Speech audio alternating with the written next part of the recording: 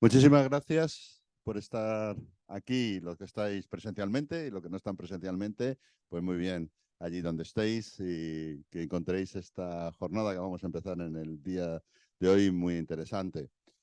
Soy Javier Cantera, presidente de Auren Consultores y bueno, con nuestra asociación, con la Asociación Española de Retail, pues estamos encantados de teneros aquí dentro de nuestras ondas y de nuestra presencia. Aquellos que estéis en la sonda no vais a poder comprobar el gran estadio del Bernabéu. Espero que alguno que me escuche sea del Real Madrid y si no, pues no pasa nada. Nadie es perfecto. Y lo que es interesante es deciros simplemente que la Asociación Española de Retail está haciendo un gran esfuerzo y nosotros desde Auren estamos intentando ayudar en lo que sea para poner el retail en el sitio que se tiene que poner en España. Creemos que es una inversión social muy interesante que el retail tenga un papel preponderante en la visión económica de este país. Y de aquí este panel de retail Q2 2023 que vais a ver a continuación. Y simplemente deciros, Auren somos la primera empresa española, de capital español, llamamos a mucha honra ser españoles. Competimos con la Big Four, ya están temblando, porque ahí estamos nosotros desde la humildad de ser los primeros españoles luchando en esta lucha titánica de la consultoría a nivel internacional y a nivel nacional, y que estamos encantados de tener aquí a la Asociación Española de Retail. Sin más, te dejo y empiezas y siguen para adelante. Bienvenidos. Muchísimas gracias a Auren Consultores, a todo el equipo, a Belén, a Gema, que han hecho una gestión perfecta para que todo esto sea posible. Y bueno, nada, solo comprobar, gracias Javier, ha sido un placer, solo comprobar que el sonido funcione bien, porque bueno, hoy estamos aquí de forma presencial, pero también estamos de forma virtual, con más de 250 personas que estáis en Zoom, al otro lado de la pantalla. Y bueno, agradecer muchísimo vuestra presencia tanto en el formato físico como en el formato virtual. Ya lo hemos comentado también, gracias o sea, de todo corazón a la AR, ¿no? Que ha hecho posible también organizar este evento aquí, en este lugar tan especial, junto con Auren. Y bueno, hoy vamos a presentar el panel de retail de Q2, una nueva edición, un nuevo panel muy interesante, que realmente nos va a trasladar unos insights muy interesantes y relevantes de dónde está el retail hoy en día, cómo ha evolucionado, cuáles son las tendencias. Y tenemos la suerte también de poder hacer una mesa redonda, que hoy está con nosotros pues, Zoraida, que es la responsable digital de Grupo Alsea. Gracias, Zoraida. Luego te subirás y haremos la mesa redonda, junto con Sara Vega, que es directora de comunicación y marketing de Fnac, y también tenemos con nosotros a Marta Díez, que es Omnichannel Strategy Director en Epsilon. Bueno, pues sin más, si os parece, vamos a empezar, porque este panel viene cargado de muchísima innovación y de muchísimas novedades que son interesantes.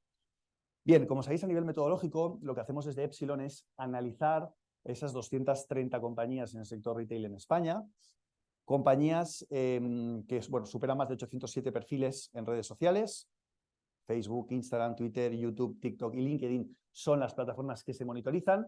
Y es muy interesante porque diariamente vamos viendo cómo fluctúan los datos detrás de lo que las marcas publicáis, ¿no? Y estos datos, como decía, en este Q2 han sido, pues bueno, interesantes porque se han movido bastante, ¿no? Y vamos a comentarlo de forma breve y ejecutiva. En primer lugar, ¿qué hemos visto? Bueno, pues que las interacciones globales que se generan en la industria representan 34 millones de interacciones en el Q2 del 23.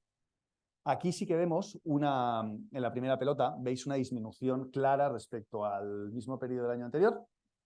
Ahora analizaremos por qué, y eso es debido a una menor actividad que, como podéis ver, baja el número de publicaciones que se genera y a una mayor madurez de las plataformas Instagram y TikTok. Hay una sobresaturación bastante notable e importante a lo largo de este periodo, y esto hace que las marcas tengan que competir por la misma atención, que cada vez está más competida, valga la redundancia, y eso provoca que tengamos que luchar contra el algoritmo para captar la atención de los consumidores, y eso dificulta mucho la labor que tenéis que generar las compañías a nivel de creación de contenido que conecte con el corazón del consumidor, ¿no? Sin embargo, fijaos que hay un dato que es el de las views, que crece significativamente. Y os preguntaréis, ¿por qué? ¿Qué sucede? Bueno, luego lo analizaremos más en detalle, pero aquí hay un gran factor que todos sabéis, que es TikTok e Instagram, ¿no? Ha hecho que se disparen las views de toda la industria. Luego profundizaremos en qué marcas y qué players han generado ese mayor incremento. Y hay otro factor a destacar en este periodo, que es el incremento de las interacciones en los canales externos, ¿de acuerdo? Todo lo relativo a UGC, User Generated Content, prescriptores, content creators y consumidores finales, que son los que están generando ese contenido a través de canales externos ajenos a las propias compañías, ¿no? Por lo tanto, como resumen y foto muy interesante, disminución clara de las interacciones, disminución de la actividad por parte de las marcas e incremento de la eficiencia, incremento disparado de las interacciones en canales externos e incremento disparado de las views con ese formato vertical que está triunfando sobre todo en Instagram y en TikTok, ¿no? Bien, como os decía, a nivel de interacciones, si solo nos ceñimos a las interacciones, que después veremos las views, vemos que Instagram sigue siendo la plataforma con mayor liderazgo en Q2. Vemos la barrita naranja, que representaría las interacciones en canal propio, y la azul, las interacciones en canal externo, seguido de TikTok, que fijaos que baja en cuanto a volumen absoluto de interacción en Q2, debido a esa saturación de la que antes hablábamos, pero sigue siendo la segunda red en cuanto a interacción, lo cual es bastante significativo y demuestra un poco dónde tenemos que distribuir nuestros recursos y de qué forma, ¿no? De forma mucho más residual, Facebook, Twitter y YouTube pues generan muchas menos interacciones. Luego veremos el papel y el rol que están jugando, ¿no? Si nos centramos en las views, que este es un parámetro súper interesante, fijaos que, fijaos que TikTok lidera este ranking, ¿vale? Este KPI, y vemos que se generan, bueno, TikTok genera el 48% de la cuota y más de 500 millones de views durante el periodo. Esto es muy significativo y confirma la tendencia que comentábamos de ese formato vertical que está triunfando en TikTok y en Instagram. Vemos que Reels también funciona muy bien, con ese incremento del más 231% de las views que se generan en la plataforma Instagram, lo cual es realmente muy significativo. Fijaos que las views también crecen en Twitter, lo cual también es significativo y nos da pistas de por dónde van los tiros. En YouTube hay una disminución muy relevante de las views, lo cual es también muy significativo porque esto nunca antes había sucedido. Y fijaos cómo cambia, ¿no?, este mercado, cómo se transforma, cómo evoluciona, y de nuevo las redes sociales podemos decir que están más vivas que nunca y que están conectando más que nunca con los consumidores en el mercado del retail y también en otros mercados en España y en el mundo, ¿no? Si entramos en el ranking de marcas, de views, porque nos ha parecido muy relevante, ¿no?, poder destacar qué está pasando en este mundo, quién está liderando el ranking de views, veríamos que en primer lugar estaría Dia. Fijaos, con ese 15% de todas las views que se generan en el mercado, seguido de Druni, Sephora, Primor, Carrefour, Aldi, Domino's, que hoy está aquí representada por Zoraida, Corte Inglés, Decathlon, KFC, McDonald's y Starbucks, también representada aquí por Zoraida, ¿no?, de Grupo Alsea. Entonces, es interesante ver cómo, ¿no?, el mercado también va evolucionando y el formato vertical y el formato vídeo se convierte en un formato fundamental en cualquier estrategia. Si saltamos al ranking global, es decir, el ranking que suma y aglutina todas las interacciones de todas las plataformas y analiza la interacción en canal propio y la interacción en canal externo, veríamos que, bueno, KFC sigue siendo la compañía líder, un trimestre más. Lo que pasa, lo que ocurre es que su liderazgo cada vez es menor respecto a los competidores, lo cual pues demuestra que el mercado, ¿no?, está acelerando, está siendo muy dinámico, está queriendo mejorar continuamente y vemos que está todo muy competido e igualado, ¿no? Fijaos que las marcas que destacan en el sector de retail son compañías de restauración organizada, alimentación, belleza y cosmética, y podríamos decir también decoración, por supuesto, decoración, hogar, casa, con Leroy Merlin, compañía destacada, que ahora lo comentaremos, y también moda. Esta slide es interesante porque nos muestra la estrategia que tienen cada una de las compañías. Compañías apuestan por la interacción en canal propio, otras por el canal externo. Fijaos el crecimiento del canal externo en color verde. Y ahora entraremos en el detalle de cada uno de estos elementos, ¿no?, porque bueno, es muy significativo y llamativo. Como os decía, el canal externo es una estrategia de éxito, ¿no?, que está viniendo para quedarse, genera ese efecto de prescripción, de credibilidad y sobre todo es un contenido a nivel de costes muy eficiente en cuanto a producción, ¿no? A nivel generación Z, perdón, lo paso, disculpad. A nivel de generación Z es el contenido rey y estrella. Vemos que es un contenido muy versátil a nivel de profesionales del sector, a nivel de employer branding, vemos compañías como Dia, que lo están haciendo muy bien, a nivel de lifestyle funciona también muy bien y a nivel de estrategia de generación de contenido por parte del usuario, que vemos que también está destacando muchísimo, ¿no? Por lo tanto, este es uno de los principales drivers, ¿no? De crecimiento y palancas en este Q2. Fijaos lo que os decía antes, ¿no? O sea, sobre todo muy capitalizado por compañías de restauración organizada. Y destacar que en este ranking Instagram en este periodo pues bueno, crece muchísimo, sobre todo la parte de producto, la parte de valor de cara al usuario, la parte de potenciación de atributos, de beneficios, situaciones reales, insightful dentro del punto de venta, listas de compra, sugerencias por parte de prescriptores, toda la parte de redirección a punto de venta, que es muy relevante a nivel de traslado, ¿no? Trasvase de redes sociales a conversión y la parte táctica de sorteos que sigue funcionando muy bien, ¿no? Por lo tanto, y ese formato vertical que veíamos que, fijaos, se impone y prácticamente es el que predomina en este periodo en Instagram y realmente, pues bueno, ofrece unos resultados muy buenos, ¿no? Como decíamos, en Q2 hay una disminución de la actividad, ¿de acuerdo? Muy significativa debido a esa sobresaturación y los algoritmos y las compañías están forzando a las marcas a hacer un extra esfuerzo monetario. Es decir, un incremento de la inversión por parte de las marcas para poder destacar y poder captar esa cuota de atención que permita generar relevancia por parte de las compañías. Y esto está provocando un incremento de la eficiencia en un 43%, es decir, nos estamos volviendo más eficientes y tenemos que balancear y jugar con esa estrategia paid, porque si no, corremos el riesgo de ser irrelevantes en la industria, ¿no?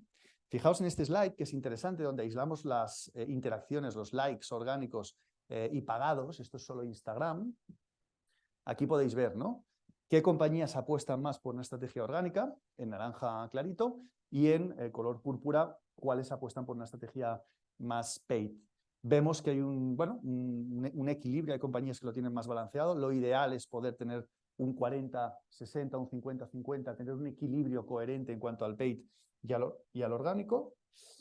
Y como decíamos, TikTok es la gran noticia, la gran novedad, la gran transformación. Como antes me comentaba Marc Carrillo, es la gran bendición, ¿no? Para las marcas, porque esto hace que, bueno, en fin, es una transformación radical en cuanto a punto de venta, ¿no? Fijaos que tanto content creators generando este contenido, esta co-creación, como vemos en el caso de Dia, ¿no? Con estas recetas, con estos ejemplos, o ese producto mostrado en el punto de venta de una manera muy informal y auténtica. Realmente esto nunca antes había sucedido, la posibilidad de generar un contenido dentro de la tienda que sea informal, que sea realista, que sea pues muy humano y muy espontáneo, ¿no? Toda la parte de retos dentro de la tienda, dentro del retail, todo esto también genera una consideración de marca muy relevante, ¿no? Y sobre todo la parte de situaciones reales e insightfuls con el producto, mostrando ese consumo, esa cercanía, y al final las redes sociales, como sabéis, están trabajando cada vez más, y sobre todo gracias a plataformas como TikTok, esa consideración de marca para conectar con el consumidor y con su corazón y captar esa famosa atención que es tan complicado, ¿no? Veamos ese ranking, aquí lo veis, KFC sigue siendo líder, pero como os decía, el resto de players le recortan terreno, lo cual es sano para la industria porque demuestra que está todo muy competido. Ahora nos contará Zoraida, ¿no? Pero Domino's, Starbucks, dos compañías de Grupo Alsea que están en el top 10, muy significativo y sin duda, pues enhorabuena. Twitter, una plataforma más complicada, veíamos que a nivel de cuota de atención y de interacción genera muy poco volumen. Aquí, a no ser que estemos dispuestos a apostar por una estrategia de real-time marketing, realmente pues no tiene tampoco mucho sentido ni mucho alcance potencial. Y LinkedIn sí que merece la pena que lo comentemos, porque si bien es cierto que hay compañías como Leroy Merlin, ¿no? Que lo estáis haciendo muy bien en todas las plataformas, toda la parte de User Generated Content, que veíamos que Leroy Merlin está en el top 10, con su estrategia, ¿no? de hashtag Mis ideas de Berlín, siendo muy persistente y siendo muy constante con los consumidores a la hora de generar contenido colaborativo. Vemos que en LinkedIn también destacáis. Los retailers de alimentación, sobre todo, se toman muy en serio LinkedIn, pero sí que estamos viendo que hay una falta de alcance y de potencial que podría ser resuelta si estas compañías involucran en la comunicación de LinkedIn a los directivos, porque sabéis que genera mucha más credibilidad lo que pueda hacer un directivo que lo que pueda decir la marca de forma corporativa, ¿no? Un mensaje comunicado por el director general o el director de marketing o sostenibilidad e innovación genera mucho más impacto y multiplica ese mensaje, ¿no? Y bien, pues a nivel de tendencia vamos a repasar 5 tendencias de forma ágil y luego ya entraremos en la mesa redonda con las invitadas. Y hemos visto aspectos relevantes, estos solo son algunos de ellos, ¿no? El primero, las nuevas generaciones utilizan las redes sociales como motor de búsqueda por encima de Google, muy significativo. Se confirma una tendencia y una hipótesis que bueno, venimos presuponiendo en los últimos meses, y esto es muy relevante, ¿no? De la misma manera que es relevante que TikTok está por encima en views que YouTube, y se están produciendo cambios que en los próximos meses pues, bueno, tendremos que tener muy en cuenta a la hora de generar nuestras estrategias, ¿no? Bien, pues esta es la primera tendencia. La segunda, la hemos comentado, los creadores de contenido se convierten en el principal, ¿no? Generador de ese contenido, sobre todo en formato Reels y en formato TikTok. Y aquí podéis ver, ¿no? los 3 grandes pilares. El primero a través del Community Manager de la compañía, ese ejemplo de PC Componentes.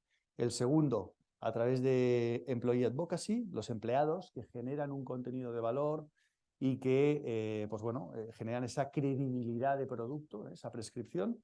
Y luego los influencers. En el caso de Día, aquí vemos a Daniel del Toro, que genera contenido con Día desde hace muchísimos meses y años, y genera muchísimo impacto, ¿no? Al final, pues son los 3 pilares que están funcionando realmente bien, ¿no? Y por otro lado, el consumidor está demandando experiencias en el punto de venta. El consumidor quiere verse en el punto de venta, quiere ver cómo es el punto de venta, quiere que le cuenten ese punto de venta, y también quiere ver cómo es fuera del punto de venta, es decir, en la calle, ese real time marketing y esas interacciones con los clientes y los consumidores. Aquí vemos este ejemplo de Burger King, que esto está proliferando de forma muy acelerada en muchos sectores. El Community Manager sale a la calle para interactuar con consumidores e interactuar y hacer preguntas de todo tipo, ¿no? Al final de lo que se trata es de captar la atención, de generar ese vínculo, esa relación, esa consideración de marca, y estamos viendo una gran transformación en la industria y una gran evolución en este sentido, ¿no? Otro elemento que nos ha llamado mucho la atención ha sido el de los co-brandings. Venimos comentando los co-brandings desde hace muchos años en cuanto a que generar estas alianzas en digital y en redes es interesante. Vemos Doritos, esta alianza con Burger King, que co-crean esta hamburguesa, y esto maximiza, multiplica el impacto y genera pues muchísima notoriedad, ¿no? Es un camino muy interesante, es un camino que merece mucho la pena y que las marcas debéis de poder contemplarlo y tenerlo presente en todo momento, ¿no? Porque realmente pues, acciones como esta han sido hiper exitosas, ¿no? Y en definitiva, una temática que no falla nunca, el contenido de valor, sobre todo en diferentes formatos, ¿no? Es decir, información a través de expertos, ¿de acuerdo? Ya sea a través de entrevistas, juegos, challenges, trucos, tips, ¿de acuerdo? Las recetas de toda la vida, ¿os acordáis? En YouTube, que duraban 2 minutos. Bueno, pues ahora esas recetas las podemos ver y consumir en un formato hiper rápido, ¿de acuerdo? De TikTok. Y entonces, pues bueno, o las pruebas de producto, los hauls, los grupos de testers, etcétera, etcétera, ¿no? Por lo tanto, todo lo que sea contenido educativo, evangelizador, está funcionando muy bien y es fundamental.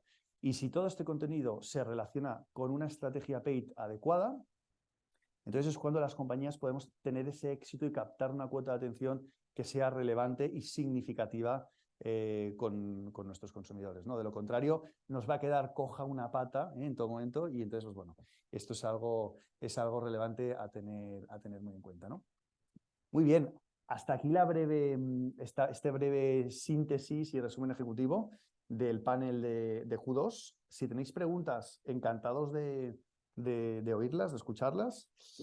Ahora, si os parece, vamos a empezar con la mesa redonda, ¿vale? Vamos a llamar a las invitadas, ¿de acuerdo? A Marta, a Sara y a Zoraida para, bueno, debatir estas tendencias y comentar, ¿no? Cuál es vuestra experiencia, si esto se confirma, si se ratifica, si veis que va por otro camino, y cuál es vuestro punto, ¿no? Pues sin más, si os parece, ya empezamos la mesa redonda y nada, y al final tendremos 10-15 minutitos para hacer preguntas de todo tipo, que de hecho, mientras preparamos la mesa redonda, si queréis, las podemos ir lanzando y así no nos quedamos en un tiempo muerto. Si alguien tiene alguna duda, pues o pregunta, que la lance y vamos coordinando la mesa redonda.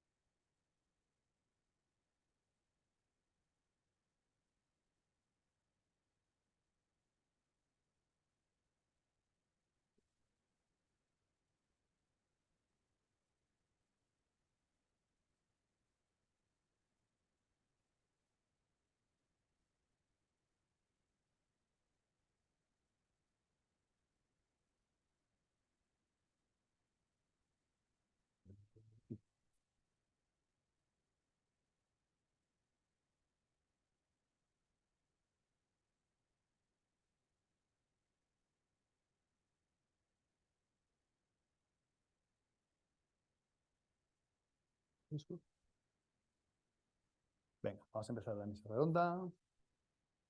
Bueno, sí. ¿Tú quieras?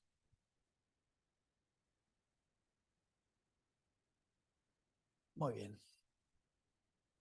Bueno, ¿qué tal, Zoraida? ¿Qué te han parecido estos resultados de Q2? Una cosa que funcione, que no, todo lo que has comentado es lo ¿Te que... ha sorprendido algún dato? Sí, me ha sorprendido YouTube, el tema de la caída Sí, ¿verdad? de las views de YouTube, que quiero entender qué será, porque al final, si contamos por views totales, entiendo que en TikTok estamos hablando de 6 segundos de views de media. YouTube no tiene ese tipo de visualizaciones, entonces es evidente que quizá TikTok tenga más views, pero no sé si estamos hablando de una media o estamos hablando de totales, porque si no, no me lo explico ese bajón que dicen cuando nos dicen que YouTube sigue siendo el líder incluso para la generación Z, pero bueno, es lo que me llama la atención. Y luego, que no sé si lo habéis leído, parece que TikTok está haciendo un acuerdo con Google para el tema del SEO y hacer búsquedas dentro de Google, dentro de TikTok para Google, no solo dentro de vídeos de TikTok, o sea que nos viene algo interesante. Claro, esto enlaza con la oportunidad que veíamos, ¿no? De que los usuarios buscan más en TikTok, bueno, están empezando a buscar más, y la gente de Google se está dando cuenta de que hay que hacer un cambio, ¿no? Muy bien, perfecto. Pues nada, vamos a empezar ya. Primera pregunta, que más o menos nos lo estás explicando, ¿no? ¿Qué grandes cambios has percibido y cómo definís vuestras estrategias digitales y el rol de cada ecosistema para conectar mejor con vuestros clientes, ¿no? ¿Cuáles son los criterios, los procesos y los métodos que contempláis para diseñar estos planes de contenido tan exitosos, ¿no? Os han permitido generar este impacto? Es una pregunta amplia. Es muy amplia. Bueno, antes de todo, no sé si conocéis Alsea, seguramente que las marcas de Alsea sí, pero os cuento un poquito. Alsea es un operador de hostelería que es uno de los más grandes del mundo, viene de Latinoamérica, creo que es el más grande en LATAM. Y aquí operamos en Europa, pues Starbucks, Vips, Domino's, Ginos, se me va a olvidar alguno seguro, Foster. Y operamos en Portugal, España, Francia, Bélgica, Luxemburgo y Países Bajos. Si se me ha olvidado algún país, lo siento. Y lo curioso de Alsea, además, es que independientemente de las marcas que tenemos, que son muy diferentes entre ellas, todo es restauración, pero algunos son fast food, otro es fine dining, tenemos una cafetería como Starbucks. Lo curioso que tenemos de cómo operamos es que los departamentos tipo redes sociales, comunicación, PR y más de legal, bueno, casi todos los departamentos que no vienen siendo marketing de marca o operaciones son transversales. Es decir, las marcas, tanto las más grandes como las pequeñas, se llevan de forma transversal y se aprovechan de ese know-how entre unas y otras para aplicarlo. Y entonces, bueno, pues esas estrategias que, como vemos, muchas de nuestras marcas estaban como líderes en ese top 10, es porque unas se aprovechan del know-how de las otras. Y eso es lo que intentamos ver, y de ahí el éxito del departamento transversal. Independientemente de eso, el hecho de tener ese departamento transversal hace que estas estrategias las apliquemos a todas las marcas. Estas estrategias que comentabas, ya no solo en redes sociales, ahora mismo con el mundo digital uno pensaría que al final la gente viene y come en el restaurante, y eso no es ya lo importante. Lo importante es que nos encuentren antes, durante y después, y nos encuentren cuando nos buscan y cuando no nos buscan, cuando nos quieren en su casa o cuando quieren hacer una reserva, cuando comen, incluso que nos encuentren después para dejar esa reseña positiva, esperamos, o negativa, y que nosotros seamos capaces de revertirla. Todas esas estrategias hacen que nos basemos en 3 pilares básicos, que vienen siendo la satisfacción del cliente, la experiencia del cliente, la omnicanalidad, la famosa palabra tendencia en estos últimos años, y la personalización. Pues la satisfacción del cliente, al final lo que trabajamos es desde las redes sociales, la aplicación, los clubs de fidelización, que tenemos varios, los canales propios, los canales de delivery. Todo eso lo trabajamos de forma agregada para poder encontrarlo y para que encuentren esa experiencia de cliente, porque al final no nos olvidemos que nosotros somos operadores y que por muy bien que lo hagamos aquí, por muchas campañas que hagamos, por mucho dinero que invertamos, si el cliente tiene una mala experiencia en la unidad, si el cliente no encuentra un buen producto, no disfruta del producto, al final no va a volver o nos va a dejar una mala reseña. Entonces, yo escuchaba en LinkedIn, me hizo mucha gracia, de los restaurantes son cada vez sitios cada vez más bonitos para crear contenido, pero si dejamos de hacer un buen servicio y un buen producto, al final nos quedaremos con un sitio muy bonito donde no va a ir nadie. Bueno, pues eso, nosotros somos ante todo operadores, y los canales están para crear esa experiencia de cliente desde el inicio hasta el final, que nos encuentren y que luego nos encuentren para dejar esa opinión. El servicio de atención al cliente es un pilar básico en nuestra compañía, tanto en redes sociales como a través de chat cuando es necesario, el call center y sobre todo el email. Y los canales de fidelización, necesitamos toda esa data, conocer al cliente para que esa experiencia, sea buena, sea mala, no vuelva a ser mala nunca más, en el caso de que lo haya sido. Por lo tanto, es uno de nuestros pilares. Todos esos canales estamos intentando conjugarlos en todo el famoso omnicanalidad, para conocer a ese cliente que viene desde el principio, no de forma personal, evidentemente, no nos quedamos con los datos, pero sí conocer en todos los canales, todo ese journey que hace el cliente o el no cliente, para tenerle en cuenta y que esa experiencia que decimos de cliente sea brutal, como decimos internamente.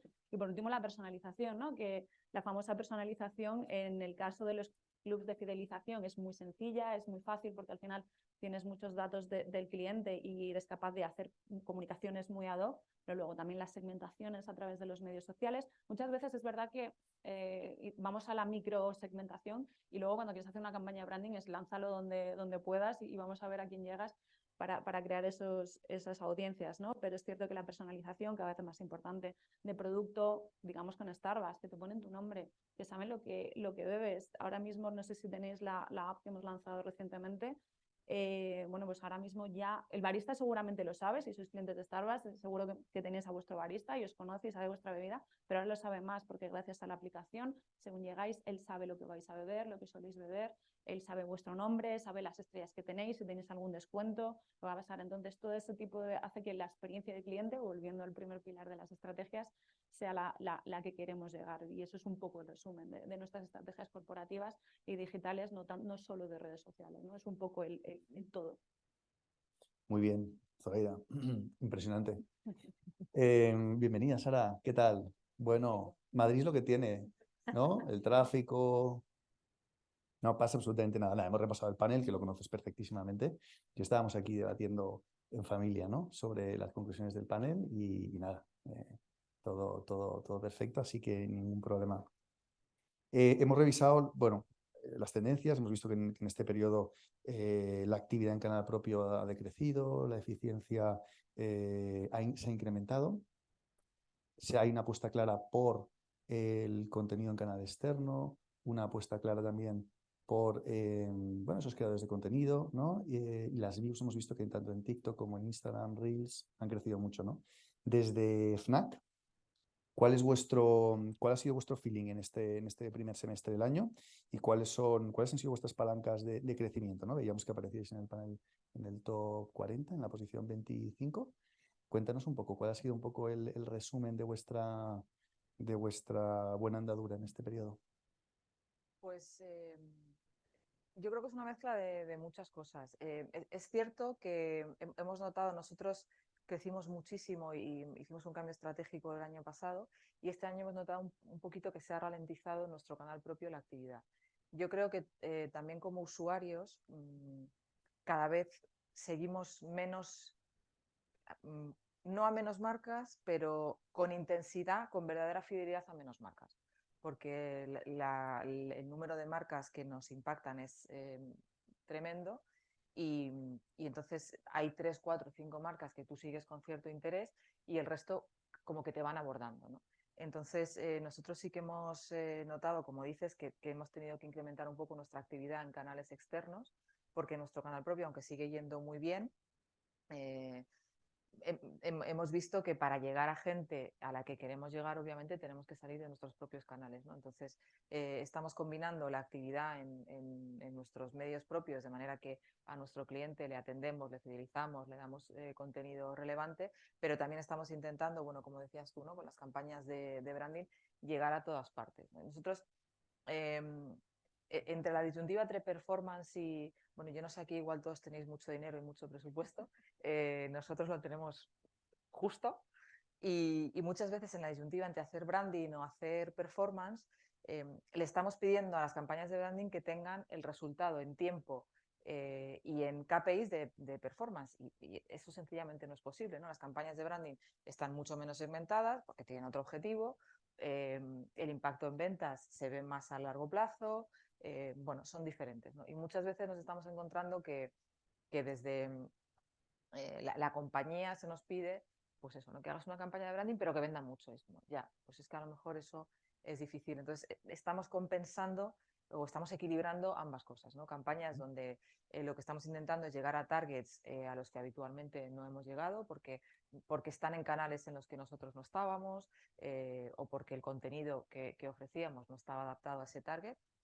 Y por otra parte también estamos intentando de alguna manera maximizar eh, la llegada dentro de nuestros propios canales a nuestro target actual, a nuestro cliente actual, de manera que ahí sí lo que buscamos es la rentabilidad y el performance. Pero yo creo que hay que equilibrar ambas cosas porque a mí desde el punto de vista estratégico me preocupa mucho centrarnos solamente en el performance y abandonar la marca porque la marca en el medio y largo plazo al final es lo que garantiza la supervivencia y la salud de la compañía, ¿no? Entonces, esa idea de que cada euro que pones en performance sabes dónde va y en tiempo real lo cambias, lo quitas, lo pones, esto es cierto, eh, pero sin el peso de la marca seguramente poco a poco va perdiendo efectividad. Entonces, nosotros estamos intentando compensar mucho esa parte más de rentabilidad en el corto plazo y de construcción de marca en el medio y largo plazo. Muy bien, luego hablaremos de esto. Si tenéis preguntas, por supuesto, apuntarlas, que luego haremos una ronda. Marta, al hilo de lo que comentaba Zoraida, conectando con la omnicanalidad, ¿tú cómo has visto desde tu atalaya, ¿no? En tu día a día ves muchas cosas, muchas marcas. ¿Cómo ha evolucionado ese mapeo de la huella digital? ¿En qué medida ves que está creciendo esa cantidad de datos y cómo afecta todo esto lo que comentaba Sara y Zoraida, ¿no? De branding y de performance, ¿no? Pues en este caso, realmente el trabajo es cada vez más difícil porque lo que hay es 20.000 pelotas en el aire, ¿no? Y realmente nos encontramos, yo creo, en cuanto a medición de la huella digital, con dos factores muy grandes, ¿no? El primero es el volumen que se ha generado, ¿no? Porque realmente es cada vez mayor, porque partimos de la base, ¿no? Lo hemos visto antes, ¿no? Cuando presentábamos el panel, ¿no? Cómo se construyen, ¿no? Esas huellas, hablamos de perimetrar marcas, ¿no? De perimetrar todas esas marcas que son relevantes para nosotros, todos esos influencers, esos medios, esas personas.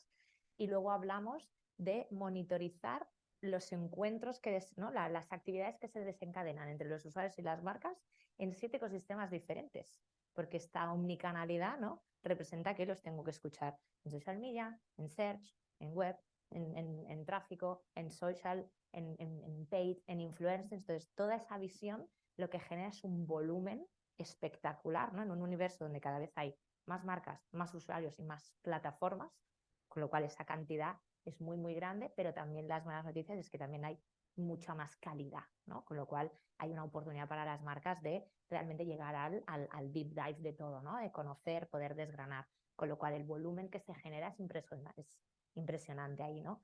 Pero lo más relevante, y va muy vinculado, lo habéis comentado ambas, es esa fragmentación que da un poquito de vértigo en muchos casos, porque sí que nos estamos encontrando que justo esa fragmentación de los canales, ¿no? Que tenemos, los touchpoints con el consumidor son muchísimos, se generan una cantidad, ¿no? de impactos en muchas plataformas distintas, entonces está muy fragmentado y sobre todo también está, en este caso, se ha convertido, ¿no? en esa omnipresencialidad que también ya se ha instalado de todas, ¿no? Estamos hablando de que cuando entramos con el e-commerce la gente estaba súper asustada porque creía que era o on o off, ¿no? La gente compraría online o offline y se ha visto que no, que la gente es más bien de todo.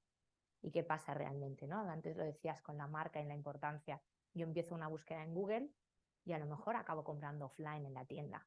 Y he mirado un contenido de un creador en TikTok, pero luego me he ido a hacer la compra online, pero me he quejado en Twitter en atención al cliente, ¿no? Entonces, está todo muy conectado, es todo, ¿no? En una espiral muy alta y de hecho, justo en estos parámetros es importante en ese balance de la marca, en la parte de performance, si nos fijamos, ¿no? En un indicador muy clave, miras la media de tráfico, ¿no? El origen del tráfico de los principales e-commerce, el 60% es tráfico orgánico, el 20% es tráfico directo, el resto residual no significa que los otros canales no estén aportando tráfico. El tema es que la atribución directa es muy complicada, porque el hecho de que yo esté suscrita a la newsletter de Fnac y me lleguen las novedades, pero no clico en ese momento, ¿no? Pues hasta la de hacer perder la trazabilidad de su efectividad del emailing, pues no significa que en 2 semanas esa persona haya ido a la tienda a comprar algo, ¿no?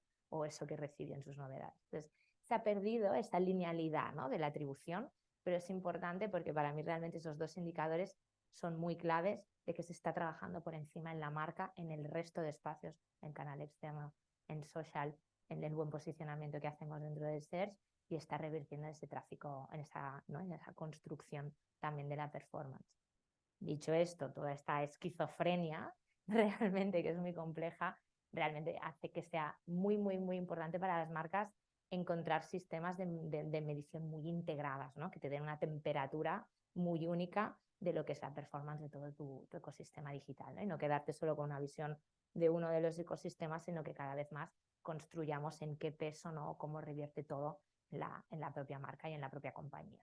Totalmente. Oye, una pregunta, ¿y cómo veis el 23? A nivel de expectativas de negocio, de budgets digitales, de argumentar que me voy a gastar más en digital, o rebatir esos recortes, ¿no? Que se presuponen. ¿Cómo lo vais a gestionar, Sara?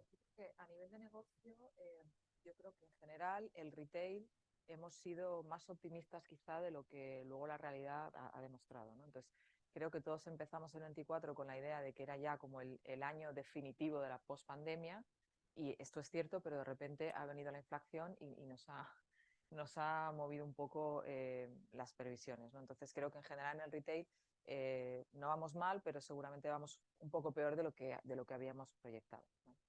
Y respecto al peso de lo on y lo off, pues va un poco relación, ¿no? Efectivamente, como vamos un poco por debajo de lo que habíamos proyectado, aunque no vayamos mal, pues seguramente habrá que recortar algún sitio y la pelea está en de dónde recortas, ¿no? Entonces, para mí es clave definir un poco cuál es el mix en función de relevancia. Nosotros estamos ahora empujando muchísimo nuestro e-commerce, por lo tanto, todo lo que tiene que ver con esa generación de tráfico al e-commerce y con esa performance, tenemos que mantenerlo, pero me niego a que el recorte venga puramente solo en la parte offline y en la parte más de marca, porque creo que en el medio plazo eso nos va a perjudicar. Entonces, bueno, pues ahí andamos un poco intentando hacer malabares para equilibrar todo eso, ¿no? Porque luego yo a todo este ecosistema que comentas, que es desde el punto de vista presupuestario, creo que inabordable para la mayoría de las marcas, yo creo que una de las cosas clave es elegir en qué canales vas a estar. No puedes estar en todos, o sea, no es imposible porque hay marcas, hay unas cuantas que sí se lo pueden permitir, pero en general en on y off hay tantísimos canales, o sea, ya no hablamos de, bueno, de Facebook, que está como está, pero que sigue teniendo cierto, no crece, pero sigue teniendo cierto peso y cierta eficacia publicitaria. Está Instagram y TikTok y Twitch y entonces el canal de YouTube, pero luego tienes tus propios canales, pero que además tienes un e-commerce. Nosotros tenemos una revista cultural, pero además tenemos un blog y tele y radio, exterior, eventos. Entonces al final es como, no se puede estar en todas partes. Entonces en función de tu objetivo y de tu modelo de negocio hay que podar algunas cosas donde quizá te gustaría estar, pero no puedes estar. Porque además yo me siento un poco como en una, o sea, yo como marca me siento como en una discoteca abarrotada y yo quiero llegar a algún lado, quiero llegar a la barra del otro lado y no puedes, ¿no? Porque está todo lleno de gente y es imposible pasar. Y como marca me siento un poco así, porque no estás tú solo, tú tienes una estrategia fantástica, pero de repente hay otras miles de marcas de tu sector, de otros afines, no afines, que están compitiendo por la misma atención. Entonces eso al final tienes que ver dónde tú puedes ofrecer un contenido, dónde puedes ser más eficaz, eh, porque estamos todos dándonos codazos por una cota de atención que cada vez es menor. ¿Qué opinas, Traida? Pues a diferencia de lo que comentabas en el mundo de la hostelería, afortunadamente, bueno, pues parece que la pandemia ha hecho que la gente quiera salir más y es cierto que nos estamos encontrando con un 2023 bastante positivo. Comentaba con Marc antes, además, sobre todo en el tema en el fast food. Creo que que están floreciendo brutalmente. Nosotros también tenemos fine dining que tampoco va nada mal. Entonces, bueno, pues parece que va bien, ¿no? Independientemente de que haya habido subida de precios, por lo que comentábamos, por la crisis energética, por la subida de precios del producto, bueno, pues todo eso ha repercutido, pero parece que va bien porque la gente sigue teniendo ganas de salir a cenar o de pedir en delivery. En cuanto a los presupuestos, bueno, es cierto que, como comentábamos, hay marcas diferentes. Por ejemplo, en el caso de Starbucks es una marca que no hace tele y es una marca que es 100% digital. Hemos empezado ahora un poquito de exterior con algunas pruebas y se ha confiado muchísimo en el digital. Y como veíamos en el panel, estamos ahorrando mucho en presupuestos de creación de contenidos gracias a creadores, gracias a influencers, gracias al user-generated content. Entonces, en ese sentido, estamos pudiendo poner más peso quizá en el paid media para llegar a más clientes o a más gente que todavía no lo es o para trabajar en ese branding. En el caso de otras marcas, la tele sigue siendo esencial en algunas marcas y estábamos el otro día en un panel en el que nos explicaban que, nos gusta o no, incluso con la generación Z que cada vez ve menos, pero la tele sigue creando mucha marca, sigue creando mucho branding, sobre todo a largo plazo, que es algo que, como comentabas antes, no se puede olvidar, porque al final redes sociales es cierto que también comentaban y me sorprendió decirlo, que yo vengo de redes sociales, me sorprendió, Meta trabaja muy bien el largo plazo también, yo me quedé bastante sorprendida. Entonces las redes sociales parece que se están afianzando y van a trabajar ese largo plazo, pero es cierto que la tele sigue siendo un pilar básico para este largo plazo. Entonces, bueno, es cierto que tenemos diferentes marcas, se sigue apostando en Alsea por el digital, pero sin quitar presupuesto ni al exterior ni a la tele. Y lo que comentabas, el tema de los canales, es una locura. A lo que venías comentando, ¿no? El journey este que antes era súper lineal, ahora mismo con los creadores de contenido con TikTok ya no hay un descubrimiento de marca. Te descubro o me ha descubierto alguien, me ha recomendado y directamente lo compro en los 3 segundos minutos que después de verlo porque a mí me ha gustado. Entonces ese journey ya desaparece y tienes que estar en todos sitios y no puedes poner el presupuesto en todos los canales. Entonces se están trabajando en mapas de atribución para ver dónde lo quieres poner. Pero bueno, todavía esos datos, ese Big Data hay que trabajarlo porque parece como que son causa-efecto cuando es una casualidad, ¿no? Como hace Sol se comen más hamburguesas, pero no es directamente atribuible. Entonces, bueno, ¿dónde pones el dinero en función de lo que pasa? El Big Data se está trabajando en eso. Entonces, es un reto. Es un reto el tema de en cualquier caso, los datos nos van a aportar cada vez más luz, ¿no? Y están ganando relevancia y eso creo que lo estamos viendo todos, ¿no? En esta línea creo que también es importante justo lo que decías, ¿no? Cuando hago esto, se mueve no lo puedo a lo mejor atribuir directamente, ¿no?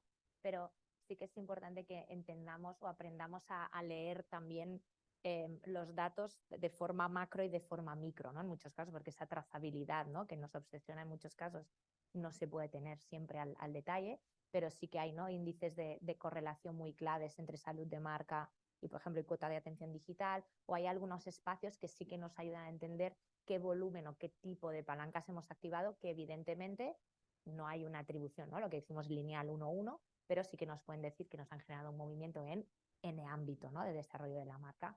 Hubo hace un par de años un caso muy fuerte con Reebok, ¿no?, que salió en prensa porque cogieron y dijeron, lo vamos a revertir todo, vamos a invertir 100% en la marca en digital, ¿no? Y al cabo de meses o medio año aparecieron y dijeron, nos hemos cargado la marca porque lo hemos invertido todo, que ahí hay un matiz en performance, ¿no? Nos hemos olvidado de construir el equity de marca, ¿no? Ahí la pregunta, y un poco también contando con lo que decía Sara, siempre se genera la duda de que en digital no se puede construir marca, que la marca se sigue construyendo en los canales offline, cosa que tampoco es verdad, ¿no? Porque lo vemos en todo ese contenido ¿no?, de valor que ofrecen las marcas, en cómo están a disposición de los usuarios, ¿no?, con contenido de experto, y ahí creo que las marcas también están pudiendo liderar muy bien ese upper funnel, ¿no?, esa consideración de marca y ese recuerdo desde el digital también de forma muy potente, ¿eh?, y muy relevante. Yo creo que, estando de acuerdo con esto, creo que la idea de que el digital es más barato hace ya mucho tiempo que no es cierta. Entonces, si se puede hacer branding en digital, por supuesto, pero será casi igual de caro que hacerlo en tele.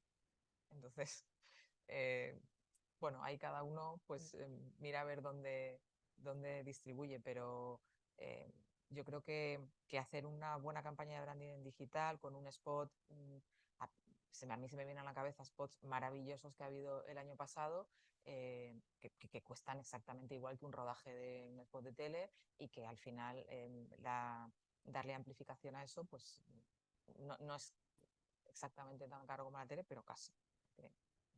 El digital no es más barato. Y es más complicado, cada vez es más granular y más, ¿no?, más omnicanal. Vamos a abrir un melón que es el de la inteligencia artificial. ¿Qué opináis? ¿Cómo estáis desarrollando el plan de inteligencia artificial en vuestras compañías? Nosotros desde Epsilon ya estamos trabajando duro, ¿no?, en esa, luego lo comentaremos. ¿Cuál es vuestro approach y vuestra visión al respecto? Nosotros estamos trasteando con un par de áreas que son atención al cliente, tanto desde el punto de vista de gestión de la información por parte del call center como directamente en canales de atención al cliente. Estamos trasteando con algunas soluciones para intentar optimizar tiempo, recursos, gestión de la información, que muchas veces es lo que ocasiona un mal servicio o un tiempo de servicio más extendido, y también pues eso, en canales directos al consumidor. Y en el resto de áreas estamos investigando, porque todavía yo creo que está muy verde y que hay cosas que parecen que te van a solucionar la vida de manera espectacular, pero hay algunas cositas que todavía no acaban de estar pulidas, ¿no? Por ejemplo, hablando de la respuesta directa al cliente, la inteligencia artificial tiene la capacidad de generar respuestas que no tienes al 100% la seguridad de que vayan a ser ciertas, por ejemplo, ¿no? Entonces, bueno, eso hay que entrenarlo muy bien y hay que tener muy claro, porque si vas a dar atención al cliente, te va a hacer una pregunta y va a acabar generando una respuesta que no será cierta, pues al final puede generar problemas desde más o menos nimios hasta problemas verdaderamente importantes, ¿no? Entonces, nosotros sí que estamos trasteando en eso, y también desde el punto de vista de generación de contenido para SEO, alguna solución que nos ayude en volumen. Obviamente siempre tiene que haber una mano humana, pero desde el punto de vista de volumen, para el SEO es importante y estamos ahí trasteando en eso. ¿Cómo crees, Zoraida, que van a conectar redes sociales con inteligencia artificial, ya sea en generación de contenido, en optimización? ¿Cuál es tu visión?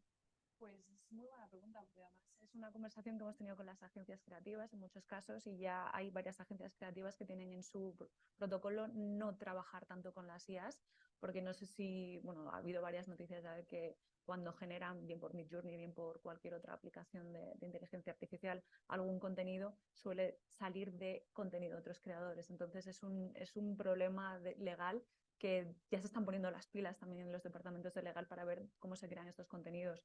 Creo que lo comentábamos en una reunión que tuvimos de dónde va a quedar el community manager cuando la IA llegue. Pues yo creo como community manager que fue en el pasado, creo que la persona todavía se necesita, esa empatía. Creo que una IA va a ser complicado que lo haga, esperemos, porque si no da bastante miedo. Pero es cierto que a nivel de gestión, de volumen, de decidir qué tiene que gestionar una persona o qué tiene que gestionar una máquina, creo que va a ser muy importante, porque muchas veces cuando estamos hablando de marcas muy grandes, el volumen de preguntas que se pueden contestar a través de una IA puede ser brutal, y luego tener ese servicio muy específico para aquellas personas que necesitan a otra persona detrás que pueda dar esa respuesta. Entonces yo espero que vaya por ahí. Niveles de contenido, bueno, pues el otro día había LinkedIn, como veis estoy mucho allí leyendo, alguien que se hizo todo un calendario anual a través de ChatGPT. O sea, era impresionante. Le hizo hasta el esquema, le hizo el Excel, le hizo todo. Entonces, bueno, esperamos que nos ayude en ese sentido a darle un poquito más de forma a ese calendario, sin quitar nunca el always on, sin quitar nunca el marketing del momento, ¿no? El real time marketing, que creo que ahí no sé si van a ser capaces de ayudarnos. Pero creo que no va a sustituir a esa persona, sino que va Acelerar, ¿no? a acelerar, y vamos a tener que encontrar esa persona, que sea capaz de generar esos prompts, que va a ser quizá el futuro, ¿no? de la IA. Yo creo que debo estar negativa esta mañana, pero creo que lo que parece que nos va a facilitar la vida, al final nos las va a complicar, porque cuando ya esto avance y todos estemos en esto, ya ChatGPT o la herramienta que sea nos generará a todos el calendario, y realmente tendremos que volver a ver de qué manera, además de hacer eso que se habrá convertido en un básico, nos volvemos a diferenciar. Entonces yo creo que hay tareas para las que sin duda va a ser una ayuda, las que son tareas de volumen, pero luego en el resto, al principio vamos a estar súper contentos porque los que vayan pioneros van a tener ventaja, va a llegar un momento en que se comoditice y tendremos que volver a empezar a ver cómo nos diferenciamos, porque al final el contenido, o sea, es el que es, y hay marcas que es difícil que para, yo qué sé, Pirelli genere un contenido parecido al de FNAC, pero quizá entre un competidor y nosotros, los parámetros que le vamos a pedir tampoco son tan distintos, ¿no? Entonces, pues en tu caso supongo que pues efectivamente entre Audi y Starbucks a lo mejor no, pero de repente entre Starbucks y Costa Coffee pues igual la diferencia tampoco es de lo que tú le vas a pedir o de tu target tampoco es tanta, ¿no? Con lo cual, como tantas otras cosas en marketing, lo que parece que al principio sí, luego igual. ¿Y tú, Marta, estás optimista o pesimista con la IA? Yo en realidad soy un poco más, un poco más estética, ¿eh? Porque me pasa como comenta Sara, ¿eh? Que a mí me pasa que el tema de la diferenciación me parece brutal, porque al final si yo le hago una pregunta al ChatGPT, si las tres le hacemos la misma pregunta al ChatGPT, nos va a contestar lo mismo. Entonces, ¿dónde residirá, ¿no? el lugar propio de cada una de esas marcas, de cada uno de esos planes de contenido, etcétera, ¿no? Entonces, este elemento de diferenciación que tú has explicado muy bien, Sara, es muy importante, ¿no? En el momento que le quitas, ¿no? toda la capacidad cognitiva propia, ¿no? de entender cuál es mi visión o mi elemento diferenciador versus un competidor, qué assets tengo a juego versus otros, o sea, cuando le eliminas, ¿no? toda esa capa, pues bueno, te queda, yo creo, algo bastante, eso, muy commodity, ¿no? y muy anodino. Y luego hace falta resaltar una cosa, yo creo que un poco, a mí lo que me ha llamado la atención de la capa del ChatGPT es que en realidad ya no es tanto, ¿no? la capacidad que tiene que dar respuesta, sino la humanización de la respuesta, lo que significa que realmente el humano sigue siendo el objetivo final, ¿no? de todo esto, con lo cual esa capa de poder responder, porque los chatbots están aquí desde hace mucho tiempo, ¿no? y todos hemos recibido 50.000 propuestas de cómo mejorar el community management, el ATC, no sé qué, a través de chatbots, y qué pasaba con el chatbot, no solo si cometía un error o no, es que a nadie le gusta que le hablen así. Entonces llega un punto que esa capa, ¿no? el hecho de que un algoritmo o la inteligencia artificial te ha como fin ser más humano, me da, ¿no? A veces me pregunto, pues, oye, ¿no? ¿Y por qué no somos simplemente humanos, ¿no? De alguna manera. Y en cualquier caso está claro, y nosotros lo comprobamos, ¿no? Desde empresa tecnológica que somos, que hay una capa de mejora, ¿no? del rendimiento de procesos, de eliminación a veces también, ¿no? del error humano que se puede cometer en la lectura de volúmenes muy altos de data, etc., que está claro que facilitará muchas cosas, ¿no? Pero el componente humano creo que es extremadamente relevante. Estamos todos de acuerdo, ¿no? Yo creo, Mm. en el componente humano. Y para acabar, última pregunta antes de entrar en el turno de abierto. Bueno, que os invito a que penséis en preguntas, y a los que estéis también conectados online también, que no seáis tímidos y podáis preguntar, que tenemos una audiencia hoy privilegiada. Última pregunta, ¿cómo optimizáis vuestros planes de contenidos digitales basándoos en el real-time marketing? Es decir, ¿qué trucos empleáis para capitalizar el real-time marketing y maximizar el impacto de vuestros contenidos? ¿Qué consejo le daríais a la audiencia? Hacemos menos de lo que nos gustaría. Ajá. Es cierto que nos gustaría menos. Tenemos un ejemplo muy bueno, competencia nuestra en el top, que lo hace muy bien. Pero nos basamos sobre todo, tenemos 3 pilares, ¿no? Casi siempre son 3. El equipo de social media, que es el que está ahí pegado a las redes sociales todo el día y busca las oportunidades. Nuestras agencias partners, que también están siempre pendientes de cómo adecuar ese mensaje a nuestras marcas, porque no te puedes apuntar a todo. Y luego herramientas como vosotros, evidentemente, que nos ayudáis a encontrar esa oportunidad. Creo que esos son los 3 pilares. Luego, evidentemente, creadores de contenido, influencers, son los que también saben y son los que trabajas también, los tienes en un pool, los tienes contigo continuamente para generar ese contenido. Pero es cierto que es un reto y sobre todo en redes, quizá en Twitter es como más sencillo, en otras redes tipo TikTok o Instagram es un reto esa creación de contenidos. Y sin esos pilares que hemos comentado es básicamente imposible, pero sí que es verdad que a nivel al menos al SEA, a nivel de nuestras marcas, es algo que nos gustaría trabajar mejor todavía. Muy bien, muy bien. Yo creo que la clave está en escuchar Uh-huh. y en tener la capacidad de ser flexible a la hora de cambiar tus planes. Entonces, en el escuchar estoy de acuerdo contigo en esas 3 vías. Al final, la gente que está todo el día en las redes, el community manager, el social media manager, son los que están un poco atentos y las agencias y en nuestro caso también vosotros, ¿no?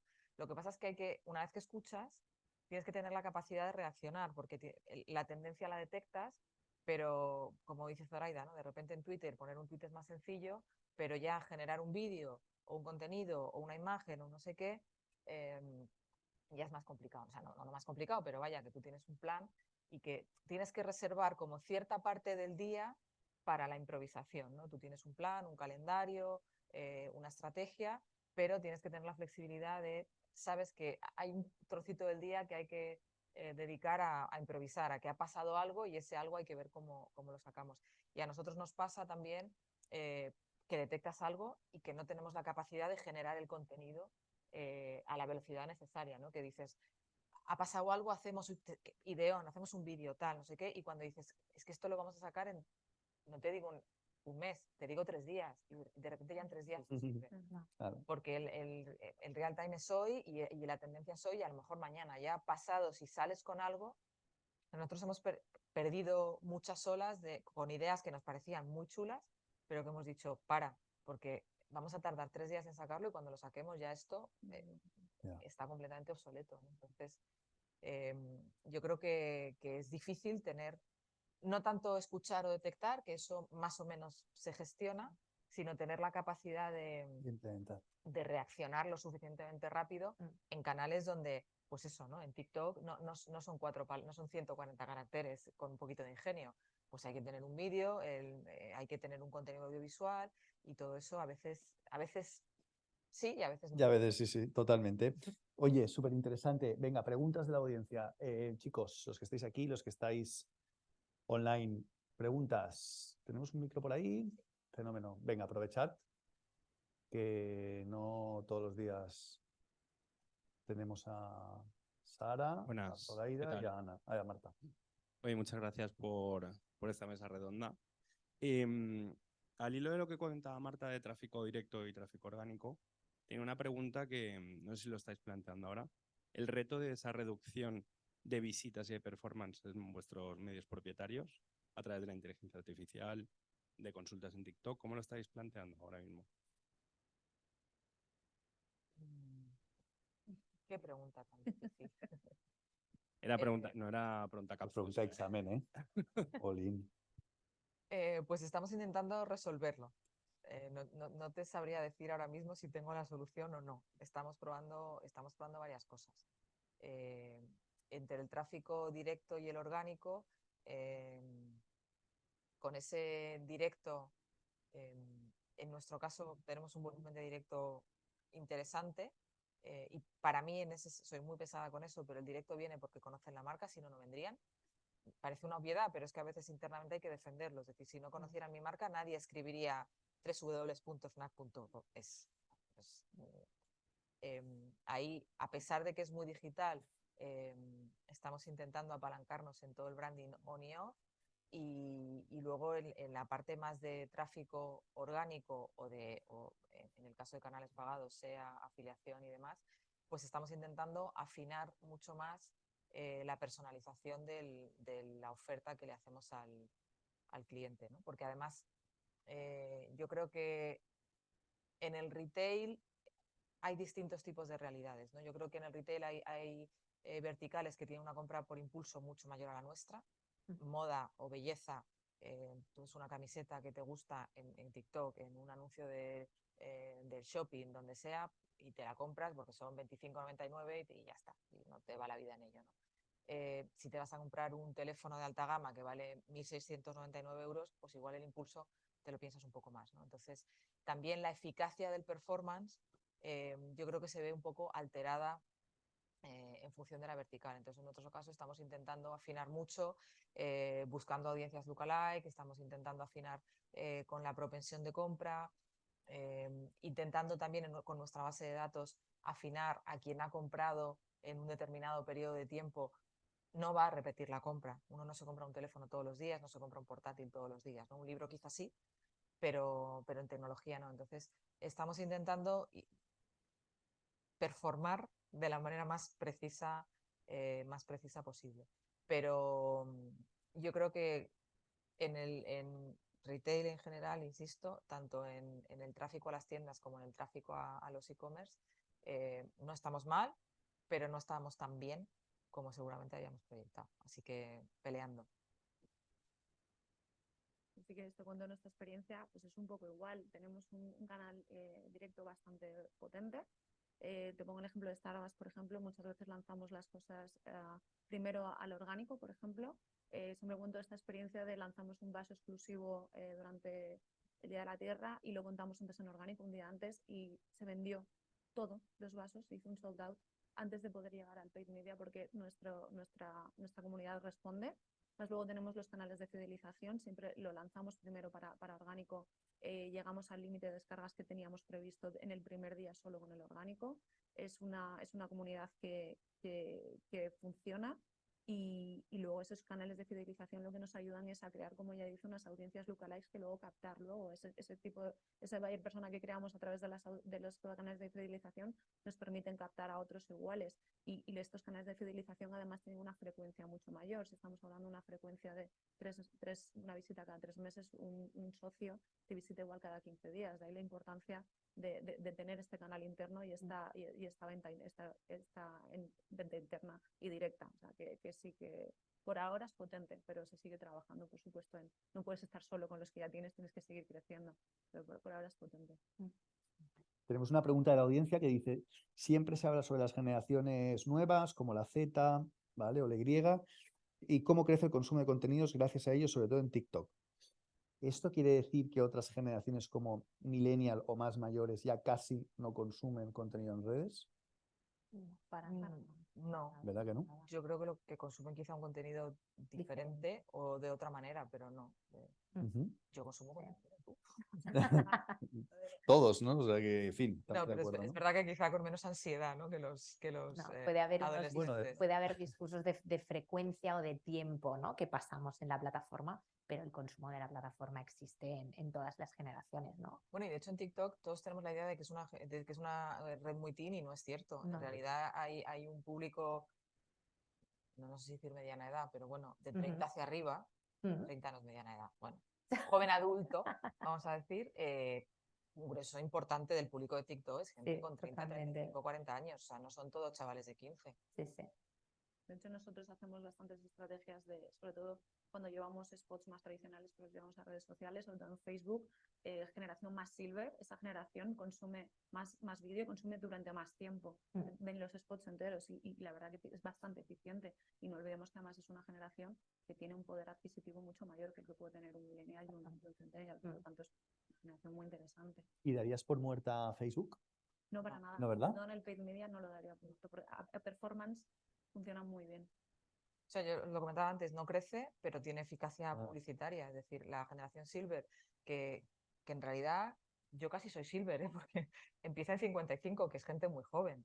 Tienen poder adquisitivo, en nuestro caso, tienen tiempo para dedicarlo a la cultura, a la tecnología, etcétera.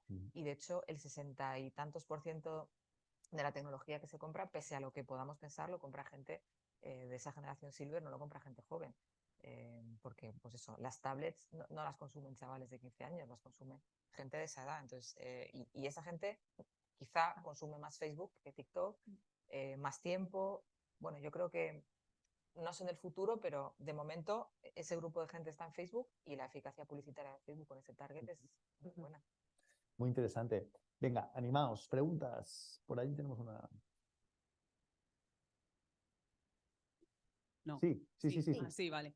A ver, yo he estado escuchando, bueno, como es el futuro del retail, lo que he echado en falta un poquito es que habláramos más de la parte física, ¿no? Porque al final es verdad que todas las campañas que estáis haciendo, como trazáis, habéis hablado del cliente omnicanal, pero nos estamos dejando la parte humana, la parte física. Al final todo lo que está haciendo Alsea Europa, es para que el cliente vaya y consuma el producto, y lo mismo pasa en FENAC. Entonces, sí que es verdad que desde la parte online es más fácil medir y trazar, pero sí también os apoyáis y ayudáis en lo que pasa en tiendas o en restaurantes, ¿no? Porque también con la inteligencia artificial y con herramientas que hay de tecnología se puede predecir comportamientos en base a lo que pase en tienda física.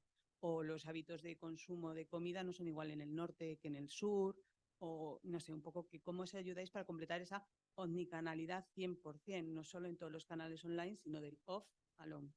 Totalmente, y tú lo has dicho, lo comentábamos antes, al final lo importante es lo que operamos en las unidades o lo que recibes en casa. Uno de los retos que tenemos, por ejemplo, es la ocupación. Por ejemplo, en días especiales, Día de la Madre, Día del Padre, tú no sabes, aparte de las reservas, tienes que aceptar walk-ins, tienes que aceptar gente que viene. No sabes cuánta gente te va a pedir a través de tu propio delivery, a través de los agregadores, cuántos riders pones, cuánto producto tienes. Sí que se utilizan mapas predictivos para este tipo de cosas, pero estamos muy lejos de entender todo lo que va a hacer la gente. Estos mapas predictivos pueden contemplar si va a llover o no, pero la verdad es que es un reto que se sigue trabajando y es algo que se está trabajando ahora mismo. Utilizamos también todas estas tecnologías para ayudar a los agregadores, a los deliveries. Las reservas, intentar que las reservas o que la gente que está esperando espere menos. Toda la información que recopilamos de la satisfacción del cliente para mejorar en producto, lo que tú has dicho, en el norte no se consume lo mismo, el futuro será una personalización de ese producto. Quizá yo no quiero me quiero tomar un salmorejo en el norte y no lo tengo, no lo sé, pero eso tiene que trabajarse y eso es lo que se está trabajando. El desecho de producto también es algo que se está trabajando a través de todas estas plataformas, que también, pues bueno, hay plataformas como To Go que con las que estamos trabajando, que nos ayudan a sacar este producto que queda como remanente. Todo eso trabaja para mejorar las operaciones. Las reservas es súper importante porque al final el tener la mesa reservada y saber cuánta gente te va a venir es esencial para aprovisionar, para saber la gente que tienes, para que luego en el restaurante no tengas que esperar mucho tiempo a tener ese servicio. Lo que tú comentas, lo más importante al final es la operación y es el restaurante.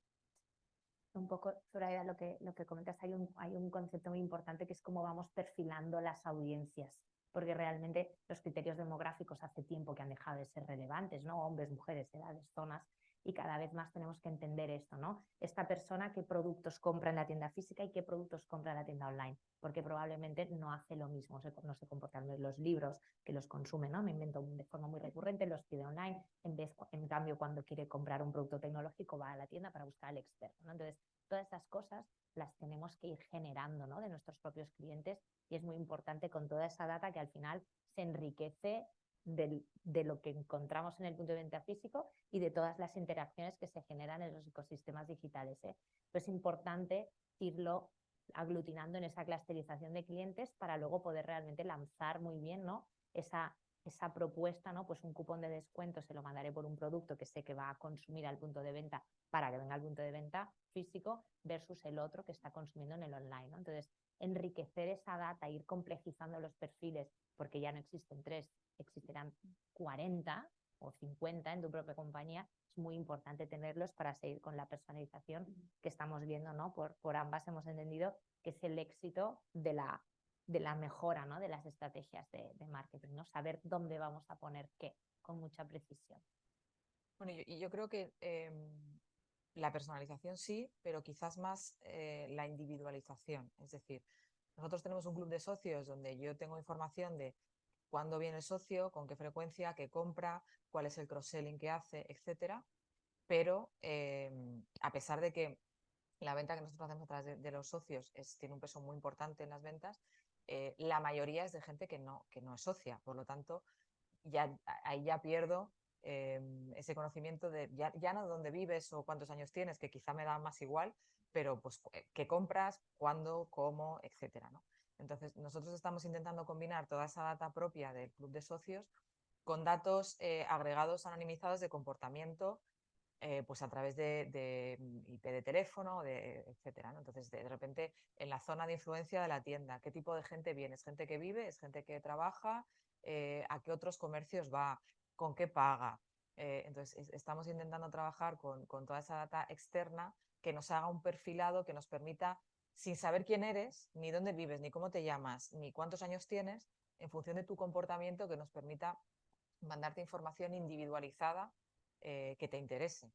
Oye, pues si tú eres una persona que, si yo tuviera aquí una FNAC, aquí seguramente hay mucha gente que trabaja pero no vive y compras tecnología, pero además entras en Starbucks y sueles pagar con tarjeta y yo me hago una foto de eso y te podré enviar promociones a través de canales varios que sin saber quién eres, en función de tu comportamiento de compra, estén un poco más afinadas. Entonces, yo creo que la personalización sí, sin duda, pero nos vemos obligados a la individualización porque además,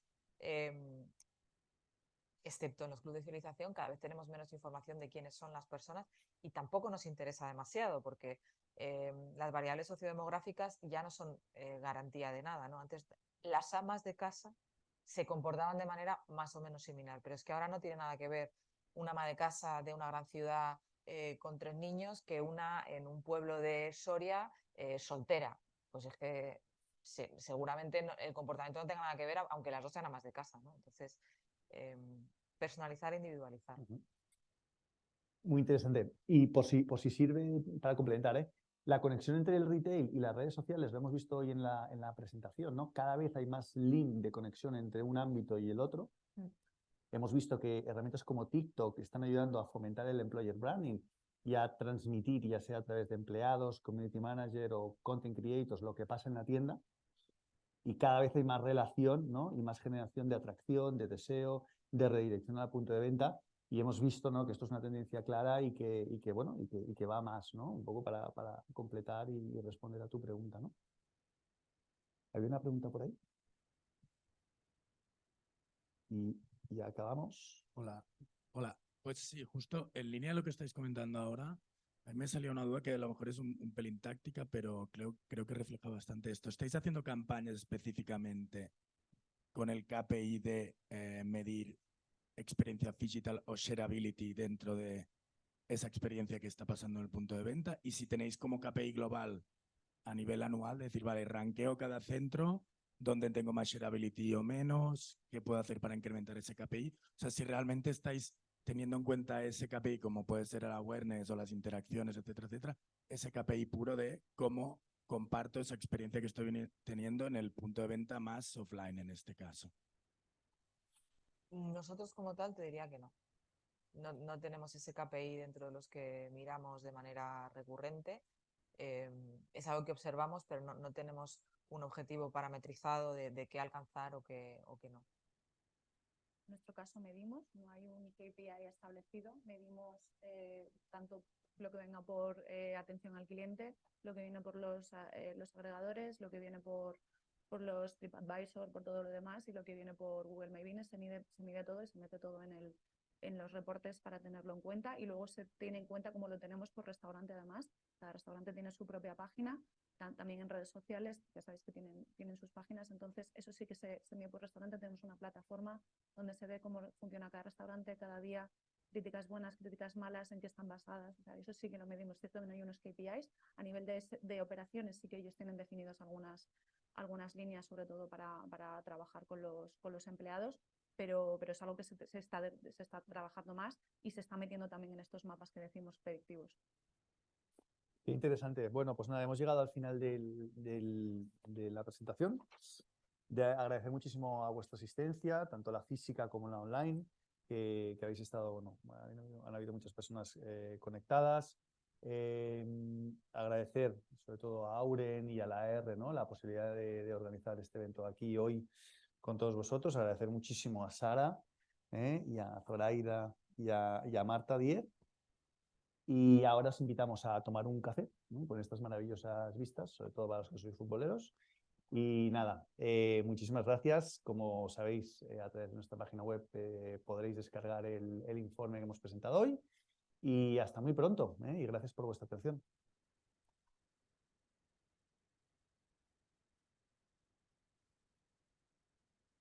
Pues ya está.